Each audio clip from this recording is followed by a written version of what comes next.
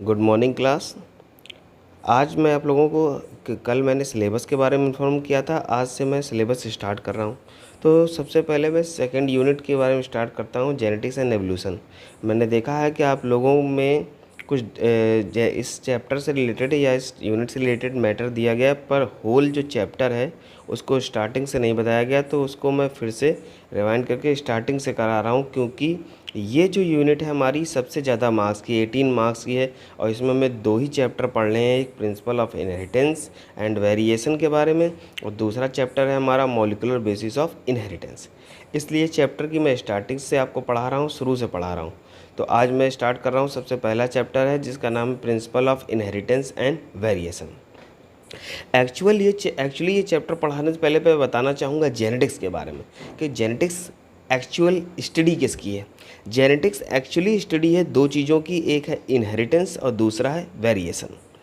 Inheritance क्या होता है? इनहेरिटेंस का मीन्स होता है किसी भी करेक्टर का, फिर वो करेक्टर आपकी हाइट से रिलेटेड हो, आपके कलर से रिलेटेड हो, आपकी कॉर्निया से रिलेटेड कॉर्निया के कलर से रिलेटेड हो, या आपके हेयर्स के पैटर्न से रिलेटेड हो, कोई भी करेक्टर अगर वो जनरेशन टू जनरेशन पेरेंट्स से उनकी प्रोगेनी में, पेरेंट्स से उनकी ऑफस्प्रिंग्स में ट्रांसफ़र होता है, तो ऐसे करेक्टर को हम इनहेरिटेड करेक्टर कहते हैं, और इस फिनोमेनन को हम लोग इनहेरिटेंस कहते हैं।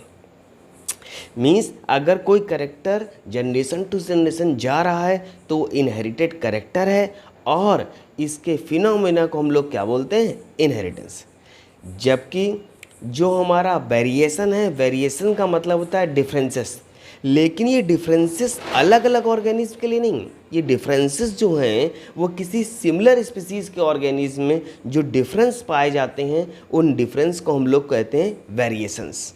Means the dissimilarities between similar species organism के बीच में जो हमारी डिसिमिलरिटीज़ होती हैं किसी भी सिमिलर स्पीसीज, मीन्स जैसे होमो सैपियंस, तो हम सब की जो स्पीसीज़ है वो क्या है? सेम है, लेकिन हम सब लोगों में क्या है? डिफरेंसेस हैं। तो किसी स्पीसीज़ में, किसी सिमिलर स्पीसीज़ के ऑर्गेनिज्म के बीच में जो डिफरेंसेस पाए जाते हैं, हम उन डिफरेंसेस को क्या बोलते हैं? वेरिएशन बोलते हैं।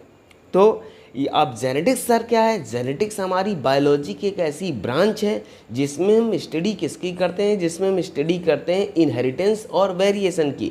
मींस अगर इनहेरिटेंस होगा तो अगर कोई करेक्टर पेरेंट से उनकी ऑफस्प्रिंग में आएगा तो फिर उसमें वेरिएशन नहीं होगा, और अगर वेरिएशन होगा तो फिर उनमें इनहेरिटेंस नहीं होगा। इसका मतलब हमारी जेनेटिक्स की डिफिनेशन जो हुई वो क्या हुई कि the branch of biology which deals with the study of inheritance and variation is known as genetics।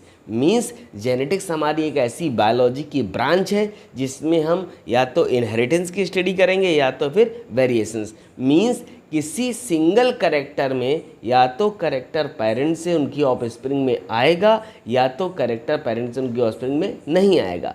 अगर आता है तो वो क्या है? इनहेरिटेंस है, और अगर नहीं आता तो वो क्या है? हमारा वो हमारी वेरिएशन है। अब जैसे जेनेटिक्स है तो जेनेटिक्स के डिस्कवर रहे हैं जो वो हमारे ग्रेगर जॉन मेंडल रहे हैं, इसलिए इन्हें फादर ऑफ जेनेटिक्स कहते हैं।